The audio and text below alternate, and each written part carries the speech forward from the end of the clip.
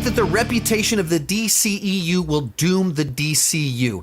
This is a bit of a tricky one because it's always a little bit tricky to read the room when it comes to the general public. Because there's a side to it where you go, the general public, normies, not us. Like we know all of this stuff. We track all of it.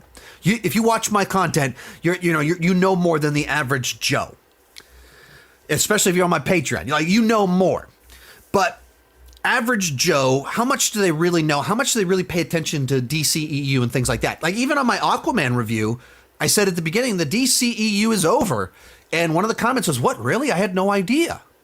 And in my mind, I'm like, how do you not know that? Like that's all we've talked about for 14 months now and made videos about it. But so many people, there's no reason they would know that. And at the same time that it seems like they don't know that, they also kind of do. So since Aquaman, the first one, made $1 billion, everything else from the DCEU has disappointed. They've lost money, every single one of them. Some of them only minorly lost money. Some of them lost a lot of money. Every single one since Aquaman.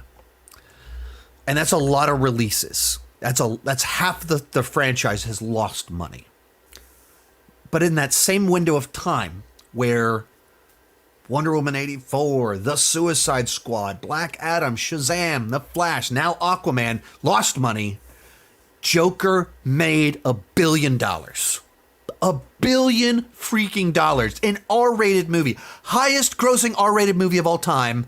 It's a DC project, not in the DCEU, released in a window where the DCEU was doing poorly.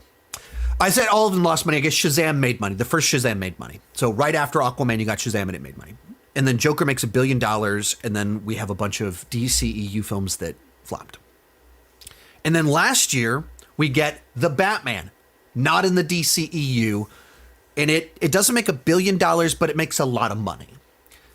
And does really well, especially for like a 3-hour slow detective story. That's really good. That's a big positive. Once again, in the middle of a window where DCEU projects were doing poorly, The Batman does really well. So it feels like the general public has enough knowledge or vibe of what is what. Where those two things do great. DCEU, they're tired of it. It feels played out. So then like this year, a movie came out with Ben Affleck in the trailer, Michael Keaton in the trailer. No one went to go see it. DCEU. Batman a year before that, $800 million. Big difference. So, will the reputation of the DCEU doom the DCU? It seems like history shows that people can feel DCU and other DC stuff. And if you relaunch it with Superman Legacy, it's clearly not Henry Cavill. So it'll have the same way that the Batman wasn't held back by DCEU, same way Joker wasn't held back. I don't think Superman Legacy will be held back.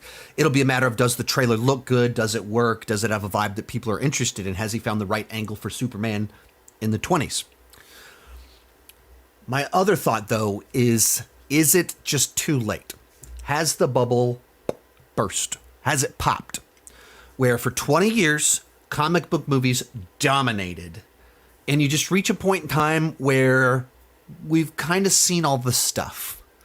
We've seen good ones that are pocket universe. We've seen shared universe done awesome. We've had some multiverse fun. We've seen animation. We've seen gigantic spectacle, Earth, space, sky beams, portals. We've seen it. Maybe we're just tired. And we don't need 20 comic book movies every year anymore. We only want, the market will only stay in a couple of them. And anything beyond that, they start to just underperform. Is it too late? Are they finally doing a well-constructed universe after the bubble has burst? I don't know. I'm more worried about that than the DCEU comparison, because I think people can kind of tell the difference. Most of these clips are pulled from my Patreon live streams. I do about 6 live streams every single month. For $2 per month, $20 per year, you can get access to all the exclusive videos and live streams. For $5 per month, you get your name on my end card. At the top tier, you get a 30-minute video chat with me each month. The link down below in the description has more information.